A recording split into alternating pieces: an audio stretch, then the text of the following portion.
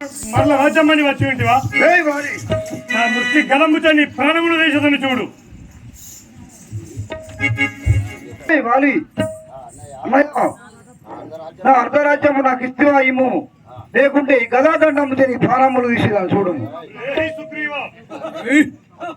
హత్తు మీరి మాటేల వలికెదవు, హత్తు మీరి మాటేల వలికెదవు, హత్తు మీరి మాటేల వలికెదవు, హత్తు మీరి మాటేల వలికెదవు.